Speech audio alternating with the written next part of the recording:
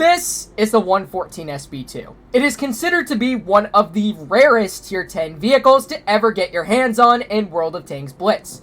And correct me if I'm wrong if I say this, it's only made 2 distinct appearances throughout the course of its career in the game. The first one was the Black Friday event, where you would have to purchase bundles and gain coupons from them in order to get access to 3 distinct vehicles, and once you get to the 3rd, then that is where you get this vehicle. And now they are giving players the opportunity to get it from CRATES, to where it's 30 charms in order to get the tank for guarantee. However, if you're lucky enough to pull it, as it is a 5% drop chance, then good for you apart from that. Now, a lot of players do assume that this vehicle has similar stats in terms of the majority of super heavies, like the 60 TP, the E100, the VK7201, but in reality, that doesn't happen to be the case. And here is exactly to what I mean about that. You can see that the front of its hull is upwards of 143 millimeters thick. It's about the same thickness of that of an IS-4, having upwards of only 140 millimeters thick. And in terms of the armor profile for this vehicle, yeah, it's pretty similar to that of an IS-4, considering this is against 255 millimeter thickness of standard penetration. And the upper and lower infrastructures can easily be overmatched for that matter on this vehicle, as it's upwards of only 239 for the upper plate and 213 for the lower. The turret, on the other hand, is pretty deadly, upwards of 295 to 326 millimeters of thickness upon the outer and the inner portions of the turret right here. The gun mantlet is extremely thick as well, upwards of about 320 as well, with kind of similar range within this cheek right here. But the thing that comes through, as Calibrated Shells has received substantial amounts of changes throughout the course of the previous couple updates, now it comes to a point to where this vehicle becomes vulnerable to any premium ammunition. So now the turret is able to be overmatched quite easily when you're running 367 millimeters of heat pen with Calibrated Shells ran. But it does somewhat make a difference when this vehicle is using, surprisingly enough, it's 7 degrees of gun depression. If I'm able to get it down. Oh my gosh. There we go. Yep, and that is exactly to what I'm talking about. It thickens it to a point to where heat shells are going to have a little bit of a hard time trying to cut through the vehicle when it's hull down. Now it thickens it upwards of 386 millimeters thick, which means you would have to be in a high pen factored vehicle like a tank destroyer in order to cut through the turret. And it does make a little bit of a difference for the hull as well, as it thickens it upwards of 369. And when running standard ammunition against this thing using hull down, yeah, it's where this thing can become deadly at certain times. It's really on flat ground to where this vehicle is just pretty much lackluster at that point. So, making our way towards the side of the vehicle, the side is upwards of 163. The side of the turret is upwards of 163 to 165. And the full on-side is upwards of 21 to 91 millimeters of spaced armor. And then for the rear, the back of the turret is upwards of 90, and the full-on rear is only 95. HEs against 75 millimeters of HE penetration is not enough to cut through this vehicle. And here are the other stats that accrue throughout this vehicle. It has 2417 DPM with a 15.39 second reload time.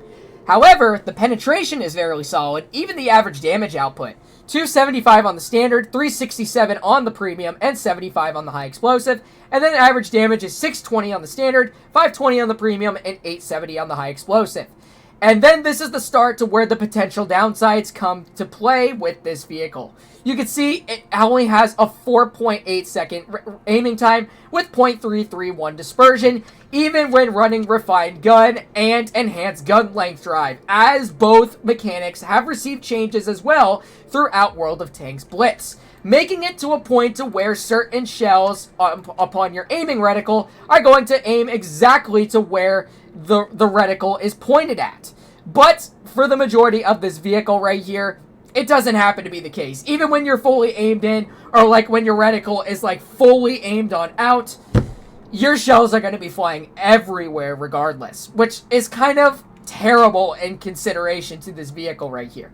Another potential downside of the vehicle is the maneuverability. And if this thing, for this thing being somewhat of a super heavy, having a top speed of 32, does not even compete to that of a 60 TP. It has 36 kilometers per hour compared to this thing. That is a 4 kilometer per hour difference in terms of that. The 60 also reverses at, I think it was 15 or 16, while this vehicle reverses at 13. It's pretty bad. Its power to weight is pretty solid, though, at 12.6. But the maneuverability on the 114 SP2 is not pretty much something that you can expect to be very solid on a super heavy. And also for the fact that the armor profile on this thing is fairly similar to that of a typical super heavy, except for the hull. But in terms of the armor profile on this thing, on console and PC, it's penciled in as a tank destroyer. So that means that the armor is slightly worse than what it is at the current stage in World of Tanks Blitz. Which means that any forms of standard or premium ammunition can cut right through it when you're playing on that type of game, which is Modern Armor, which is console, and World of Tanks PC in terms of that. So anyways, let's go ahead and get into a couple bits of gameplay in this vehicle and see how we can fare well. It is also fairly easy to ace this vehicle as well. That is if you do end up winning the battle for the time being, because as more and more people are going to be getting their hands on this vehicle, that's where it's all going to change. So the average to get an ace on this vehicle is probably to have above 3,500 to 4,000 damage. And considering that this vehicle can surpass those limits at times when it gives you the best of RNG, then that's very good. So anyways, let's go ahead and continue moseying on through over here with my 907 and see what we can spot upon the majority of the hill. But for the aiming time when this thing is shooting at a distance, it doesn't really factor in as well. But I'm going to be doing it for the purpose of trying to support my medium right over here, as he's the only bit of support, or he's the only one apart from this side of the map. So it looks like the majority of their enemies are spotted off camping onwards towards the hill or trying to push upwards on the hill. Let's see if we can spot that super conk off in the back, which we can. Let's go ahead and aim in to his side. There's a nice chunker for 669 into the side of his vehicle, and now he is dead. So that's a very good start. So let's go ahead and continue moving on forward just a little bit. I'm really hoping that they have some TVs off in the back. We also got an E100. I don't know if... Probably not. Oh, we got the 183 off to the side, who we are able to spot. There we go. Another nice chunker for 607 into the side of his vehicle. This thing hits hard, though. That's really the only good thing that comes through with the 114, is that it has that high alpha in order to get a very solid chunk into your opponents. So anyways, we're going to continue moving onwards over here. They do have a grill as well, and I'm concerned to know where he's at. Oh, we also got the E100 actually out in the open. So we're going to back on up. Let's see if he actually does end up poking his tank out in the open. So we're just going to wait right here for the time being. Alright, we also got the VK, which we actually can't spot right through there. And yep, that is where the aiming time of this vehicle kind of sucks. 4.8 seconds is not ideal in terms of a super heavy at that, because you're going to whiff the majority of your shells. Expect that when you're playing in a vehicle like this. But there we go. Another nice tap into the E100 for another 600 chunker of damage. Alright, so it looks like these enemies are going to be screwed throughout the process. So let's go ahead and mosey on forward and get down here into this gully. Oh, we got the Kron off to the side as well. Oh, and he does miss his first shell, but that is totally fine. We're going to let him hit us for the second one. And yep, exactly to where this whole armor is absolutely ridiculous. Unless if you get a troll bounce like that for the time being, then you're alright. But the armor just doesn't really work for the majority of this vehicle. And you already saw that buttered right through our frontal hull armor, and now we are getting absolutely kerblunkered afterwards. So the only three vehicles that they have are over off towards the side over here, so I'm going to activate my engine boost for the time being. Let's see what we can spot. Alright, let's go ahead and continue moseying on forward right over here. Alright, Alright, so although for the fact that we're going to win this, it just goes to show that when it wants to work when it wants to is only when the 114 is a very solid vehicle at that. So we're going to mosey on our way towards these last few enemies. We got the grill spotted off towards the side, and exactly to what I'm talking about once again. The aiming time not really contributing towards this vehicle right here. Alright, so we're going to go ahead and try to aim in another shot onto this grill right here. So reloading once again. 3, 2, 1, and chunk. And yep, we did end up lighting him on fire, doing another 600 damage, but that's totally fine in terms of that, as we did end up doing past 2,500 damage, almost breaking past 3,000 at that. So, like I said, the gun only wants to work when it wants to, and the aiming time on this thing is not necessarily what you can expect. There's better super heavies with better amounts of dispersion factors in terms of that. Well, we actually were able to break past 3,000 damage in this one and pull out a first class upon that. So let's go ahead and get into our second bits of gameplay here and there. The armor as well did not really demonstrate its positive factors that contributed towards this thing. Like I said, it's the same as an IS-4. What more can you expect? Any forms of ammunition can cut through that vehicle regardless. So let's go ahead and get into another game and see what we can do. So, what do they got in terms of their heavies? They have an E100, they have an IS-4, Type 71.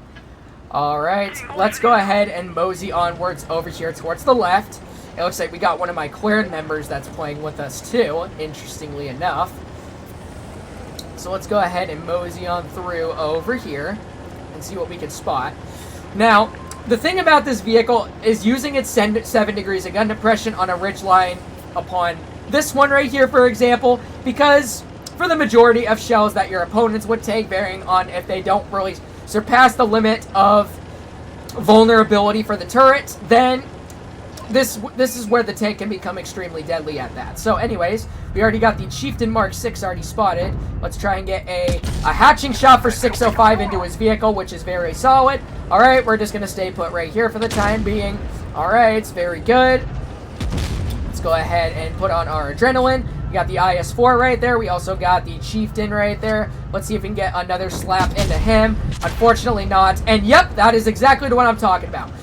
Sometimes the turret can be overmatched, which is kind of ridiculous, but it's against a TD, I think it was, or it was probably one of the heavies that hit us in terms of that. So we also got the IS-4. We are able to get a nice chap into the cheek for 486. I don't really care about the roll as long as it pens. So anyways, reloading once again, we are continuing to hold these guys off to the best that we can. Alright, let's go ahead and try to see if we can get another slap into one of these guys for the time being.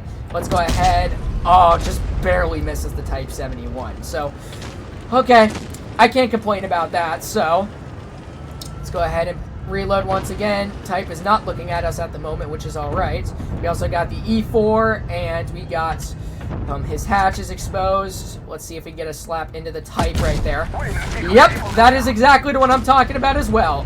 When you're trying to aim in hatches, it's pretty much difficult with a vehicle like this, because it just can't happen. It's just not good enough in order for its dispersion to like fully aim in and try to hit tanks to where exactly to where you're aiming at, which is ridiculous in terms of that. But there we go. We get a nice tap into the E-Force hatch right there. Pretty lucky one at that. So it looks like that we might be screwed, considering that their light tanks are now flanking directly behind us. So let's try to see if we can get another hatch shot into this E4 right there. Full dispersion. There we go. 663 into the hatch.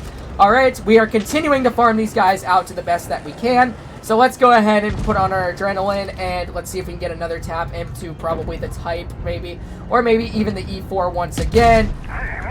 Unfortunate. Well, that is the duty of the E-Force hatch being so troll, as it got PBR graphics, and they made it more aerodynamic in terms of that as well. So we're just going to continue up, and he pens that. Wow, crazy.